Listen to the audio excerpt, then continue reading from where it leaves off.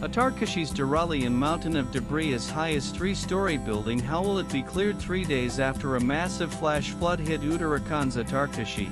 The Durali village near Gangotri is now buried in debris and sludge. The Indian Army, in close coordination with the Indian Air Force AAF, SDRF, NDRF, ITBP, BRO, and civil administration, continues to lead large-scale rescue and relief efforts in the flood and landslide-affected region of Durali and Harzayel.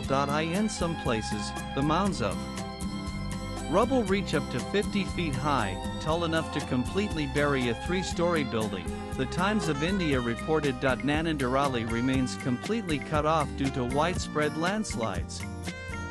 However, road clearance efforts have progressed up to Linchagad, where the launch of a Bailey Bridge is currently underway and expected to be completed by Friday evening. In terms of weather conditions, Matli and Harsal have experienced a period of clear skies, aiding rescue efforts. However, low visibility and rain over Dehradun have temporarily delayed some planned air sorties. So far, a total of 357 civilians have been rescued, with 119 airlifted to Dehradun.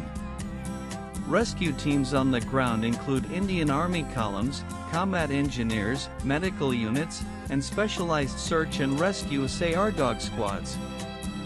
The NDRF has deployed 105 personnel, working in tandem with SDRF and ITBP teams, including medical officers stationed in Harsal and Durali, said the Indian Army in a statement. Explained Atarkashi cloudburst mayhem. Can clouds release billions of liters of water in a minute? Army doctors, nursing assistants, and combat medics are providing on-site treatment to rescued civilians at transit locations.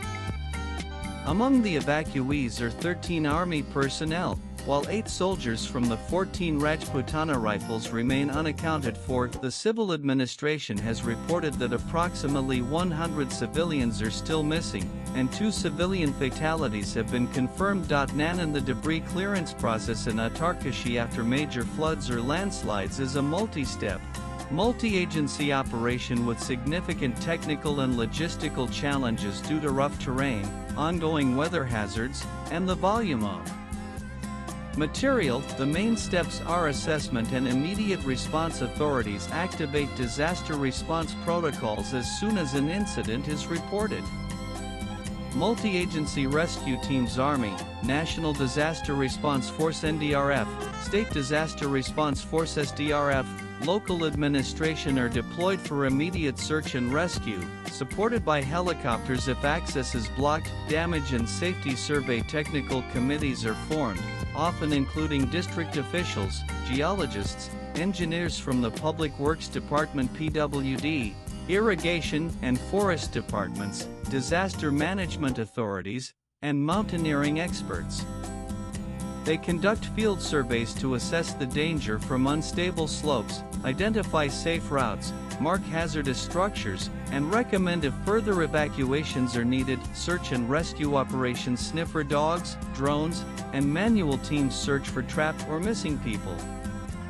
Locations where people were last seen are prioritized for focused clearance.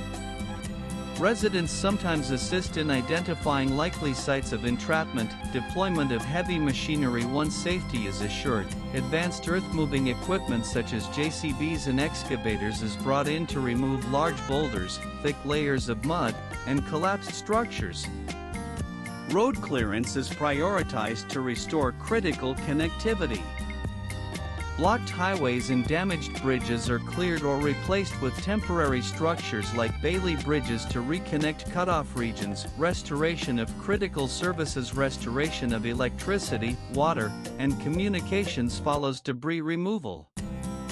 Equipment such as generators and relief supplies may be airlifted into isolated areas until road access resumes. Monitoring and ongoing risk assessment: the situation is monitored using aerial surveys and drones, especially looking for newly formed lakes, fresh landslide risk, or further rising water which could trigger secondary disasters. The central disaster management authorities may order continuous assessment, especially in fragile eco-sensitive zones. Sustained relief and rehabilitation. Debris and mud clearance continues in phases, usually starting with accessible and high-priority zones like highways, hospitals, and main habitation clusters, then progressing to secondary sites. Nanana. The main challenges faced during debris clearing in Uttarkashi area. Nanana. On August 7 alone, 68 helicopter sorties were conducted, including 6 by the Indian Air Force, 7 by the Army, and 55 by civil helicopters.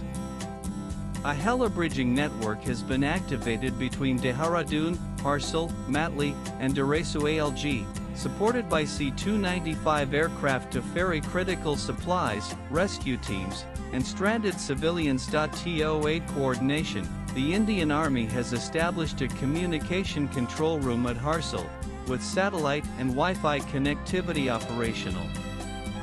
Meanwhile, BSNL and Airtel are working to restore public mobile networks in the affected region. Senior military leadership, including the General Officer commanding Uttar Bharat area and the Commander, 9 Independent Mountain Brigade, are on the ground in Harsal to oversee operations and ensure synergy between military and civilian agencies. Swipe left for next video. The statement said, the planned actions for August 8, 2025, include the launch of a Bailey Bridge at Linchagad to restore vital road connectivity, the aerial induction of critical relief materials and equipment, continued search operations in Harsal and nearby areas, and the evacuation of remaining stranded civilians by air from Harsal to Matli and Dehradun. With ANI agency inputs. Latest blogs. Nanana.